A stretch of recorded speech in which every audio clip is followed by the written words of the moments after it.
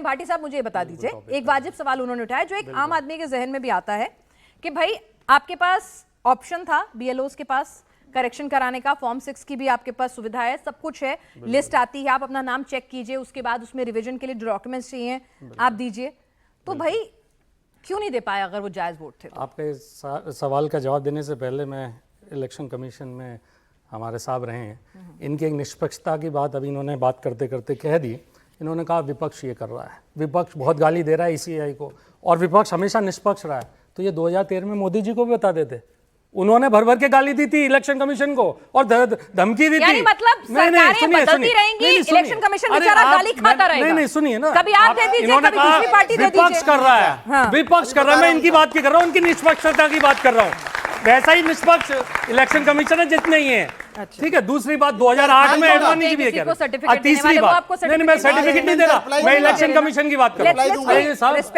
आपका टर्न नहीं है ना अभी, हाँ रिप्लाई दीजिएगा, बिल्कुल दीजिएगा अपनी निष्पक्षता का। दूसरी बात आपने कही कि भाई इलेक्शन कमीशन के लिए आप हमारे पास एडिशन डिलीशन का है, हमने जितने वाजिब सवाल पूछे हैं, जितनी एप्लीकेशंस दी, एफिडेविट दिए, मैं 2022 की बात नहीं करूंगा, हजारों में दिए थे जब, तो अब जो दिए हमने आदमी जिंदा आदमी है उसको लाके खड़ा करा, हमने वो व्यक्ति लाके खड़ा किया जिसने कभी डिलीशन के लिए कहा ही नहीं, नंदलाल कश्यप और दशरथ लाके खड़े किए। तो इलेक्शन कमीशन, मैडम बात पूरी प्लीज प्लीज प्लीज, वोट बने कि नहीं बने, बात अधूरी रह जाती है आपके बीच में मेरे ऊपर। हाँ, तो अब वो हमने आदमी लाके खड़े किए, आप बता दिए इलेक्शन कमीशन ने क्या एक्शन लिया उस पर। हमने, आप इतने उतावले क्यों हो रहे हैं, रुकिए ना। इलेक्शन कमीशन तो वही है, मैं थोड़ी हूँ। नहीं, इलेक्शन कमीशन यही है क्या?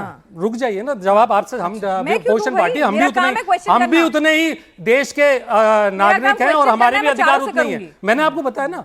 अब आप बताइए, जब हमने एप्लीकेशन हमने इतने सारे एफिडेविट, क्या फॉर्म 6 कितने भरे बता दीजिए। अरे फॉर्म 7 आप लोगों ने भरे और डिलीशन करा और लोगों का भर भर के दिया और हमने लोग खड़े कर दिए। उन्होंने कहा हमने किया ही नहीं, हमने साहब किया ही नहीं डिलीशन, लेकिन इन्होंने सब ले रहे जा रहे यार। अरे वो आदमी आके जो जिंदा आके सबूत के रूप में देश के नागरिक जो आगे सबूत दिए जा रहे हैं वो नहीं है, हजारों में दिए हम, हजारों में, अरे करोड़ों में नाम कटे तो कम से कम लाखों में तो दे देते।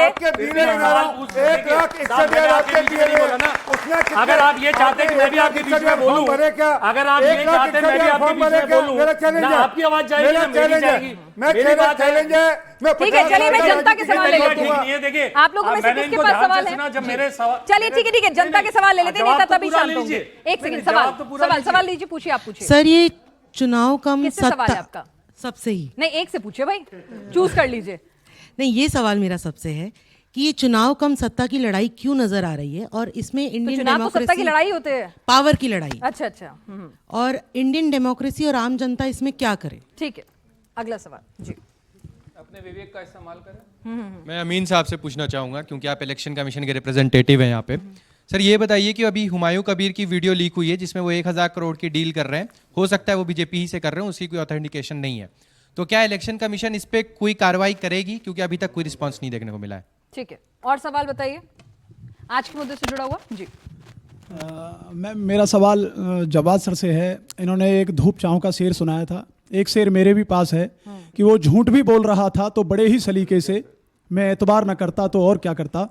सर, आपने बताया कि 2014 से पहले जो वोटें बनी हैं उससे 2014 से 24 तक मोदी जी जो जीते हैं, तो वो वोटें तो 2014 से पहले ही बनी होंगी, फर्जी वोट, और उस समय किसका शासनकाल था? बहुत अच्छा सवाल है। तो 2014 इलेक्शन मार्च में थे, उसमें जनवरी या फरवरी में इलाहाबाद के अंदर आदरणीय प्रधानमंत्री जी उस वक्त नहीं थे, मुख्यमंत्री थे, वही तो इन्हीं इलेक्शन कमीशन को रह करके पानी पी करके कोस रहे थे, हम नहीं कर रहे थे। वो स्पीच आप देख लीजिए जाकर के, आकर वो क्या कह रहे थे, आकर वो देख लीजिए जाकर के, वो इलेक्शन कमीशन के बारे में क्या बोल रहे थे, इलेक्शन कमीशन में लगातार टिप्पणी कर रहे थे। मतलब मोदी जी अगर कहें भाग्य ना, अरे मोदी जी जब अगर बोलेंगे तो उस पर सवाल नहीं होगा, नहीं मोदी जी पे नहीं होगा ना।